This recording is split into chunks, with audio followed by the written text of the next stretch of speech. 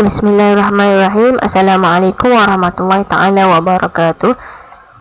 Okay, untuk minggu ini macam biasa bahasa Arab tahun 4. Kita mulakan dengan bacaan doa. Allahumma aftah alaina hikmataka wanshur alaina min khazaini rahmatika ya arhamar rahimin. Rabbi syrah li sadri wa yassir li amri wahlul 'uqdatam min lisani yafqahu qawli.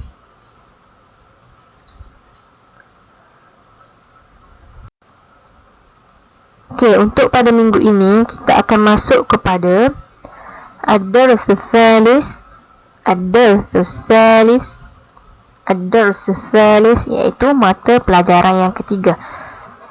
Okey, untuk mata pelajaran yang ketiga tajuknya iaitu asmaul isyarah. Apakah yang dimaksudkan dengan asmaul isyarah? Okay, asma'ul isyarah iaitu kata isyarat yang digunakan untuk menunjukkan sesuatu benda. Kata isyarat yang digunakan untuk menunjukkan sesuatu benda. Okay, kata isyarat, asma'ul isyarah terbahagi kepada dua. Okay, yang pertama kita tengok. Yang pertama iaitu lil qaribi. Apakah yang dimaksudkan dengan lil qaribi? Lil qaribi adalah untuk kata tunjuk jarak yang dekat.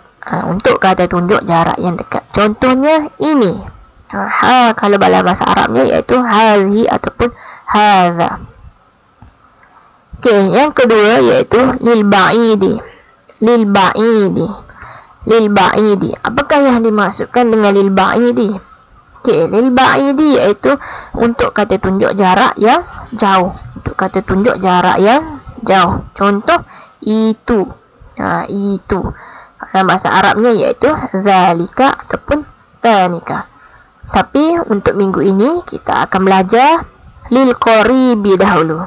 Lil qaribi untuk kata tunjuk yang dekat. Okey, kita tengok jenis-jenis dahulu. Ustazah perkenalkan jenis-jenisnya terlebih dahulu. Okey, lil muzakkari. Apakah yang dimaksudkan lil muzakkar? Lil muzakkar adalah untuk seorang lelaki. Okey, lil muzakkar adalah kata-kata nama untuk lelaki. Okey, lil muannas adalah panggilan untuk perempuan. Lil muannas dalam bahasa Arabnya iaitu perempuan, untuk perempuan. Ini ada jenis, dan ini adalah jenis-jenisnya. Lil muzakkar untuk lelaki, lil muannas kita adalah untuk perempuan. Muzakkar nama untuk lelaki, muannas ni adalah kata-kata nama bagi perempuan. Okey, kita tengok jenis yang lain. Kamu boleh buka muka surat 16 untuk lebih jelas. Buka buku teks muka surat 16. Kamu boleh rujuk kat situ. Okey, kita tengok jenis-jenis dulu. Al-mufrad, al-musanna, al-jam'u. Mufrad, musanna, jam'u. Apakah yang dimaksudkan ketiga-tiga jenis ni? Okey, al-mufrad iaitu untuk seorang. Al-mufrad ni adalah untuk seorang. Kita panggil mufrad. Kalau seorang tu kita panggil mufrad. Kalau dua orang kita panggil musanna. Musanna ni adalah kata-kata nama untuk dua orang. Musanna untuk dua orang. Okey, al-jam'u. Al-jam'u ni adalah untuk tiga orang ataupun lebih. Tiga orang ataupun lebih kita panggil jam'u. Mufrad untuk seorang.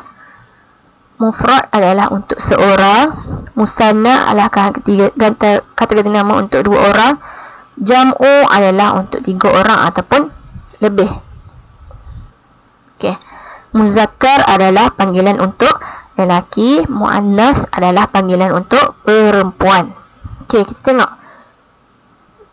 macam mana kita nak jadikan kata isyarat tadi. Okey, untuk seorang. Okey, kalau untuk seorang lelaki kita gunakan haza. Dalam bahasa Arabnya kita gunakan haza, ini untuk seorang lelaki. Haza ni bermaksud ini.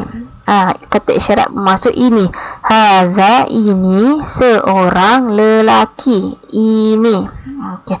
Kalau untuk perempuan, lil muannas, untuk mufrad dia akan jadi hazihi. Hazihi, ini untuk seorang perempuan. Hazihi mufrad muannas. Hazihi, ini, maksud dia ini untuk seorang perempuan. Haza dengan hazihi bermaksud ini, sama saja. Tetapi kalau untuk lelaki kita guna haza. Kalau untuk perempuan kita guna hazihi untuk seorang, seorang iaitu mufrad. Yang ni kamu dah belajar dalam darjah 3. Okey, yang kedua adalah musanna. Yang kedua pula musanna, iaitu untuk 2 orang. Bila 2 orang kita tambah alif nun. Hazani, hazani untuk 2 orang lelaki. Untuk 2 orang lelaki, hazani. Perhatikan apa penambahan dia, nun kat sini, alif nun. Okey, hazani. Kalau 2 orang perempuan, okey, ia akan jadi hatani, hatani. Okey, perhatikan perubahannya. Hatani tambah ta alif nun. Okey, kalau untuk 3 orang ataupun lebih ataupun jamu, dia akan jadi haulai. Ni haulai jadi kami. Haulai kami. Bila 3 orang kita jadi kami. Haulai untuk muzakkar ataupun lelaki. Kalau perempuan dia akan berubah jadi haulai juga, sama dengan lelaki. Okey, kamu boleh perhatikan kat sini perubahan-perubahannya. Kalau seorang lelaki, hazani. Okey, saya ulang balik. Okey, mufrad adalah untuk seorang, musanna adalah untuk 2 orang, jam'u adalah untuk 3 orang. Mufrad lelaki haza, kita guna haza. Hazihi untuk perempuan. Kalau untuk lelaki musanna hazani, untuk perempuan hatani. Kalau jam'u lelaki haulai, kalau perempuan jadi haulai. Okey, ni semua bermaksud ini. Ini. Okey, ni adalah asma'ul isyara lil qaribi, iaitu kata isyarat untuk kata tunjuk yang dekat. Okey, untuk kata tunjuk yang dekat bermaksud ini. Okey, kita ke slide seterusnya, iaitu kamu boleh rujuk muka surat 17. Okey, kamu boleh rujuk muka surat 17 buku teks. Okey, ni adalah lil akili, untuk benda yang berakal. Macam mana kita nak gunakan asma'ul isyarah lil qaribi ni. Okey, kamu boleh buka muka surat 17 untuk rujukan. Okey, lil muzakkar, lil muannas. Okey, perhatikan contoh untuk lelaki dan juga perempuan. Okey, gambar yang pertama. Hadza tilmizun mujtahidun.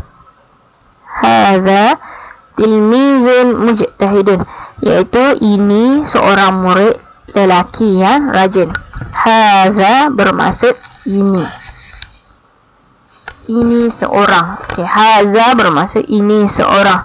Hadza, ini seorang. Tilmizun, murid lelaki yang rajin. Ini seorang murid lelaki yang rajin. Okey, ni gurunya, ustaznya, ni adalah anak muridnya.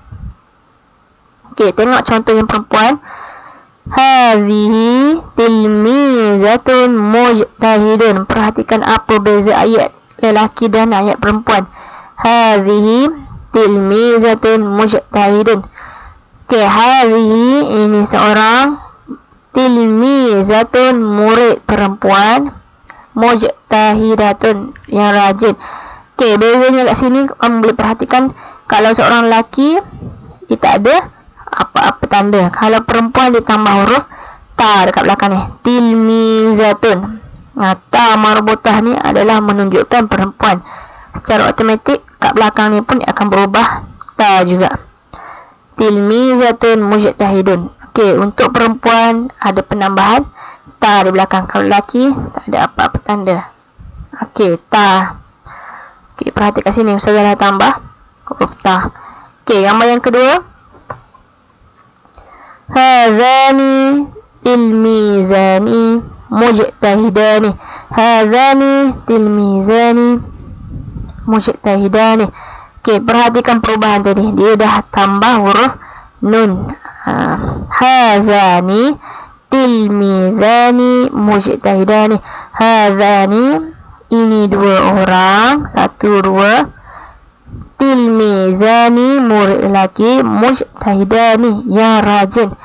Okey, maksud dia adalah sama sahaja, cuma penambahan alif nun dan juga alif nun bagi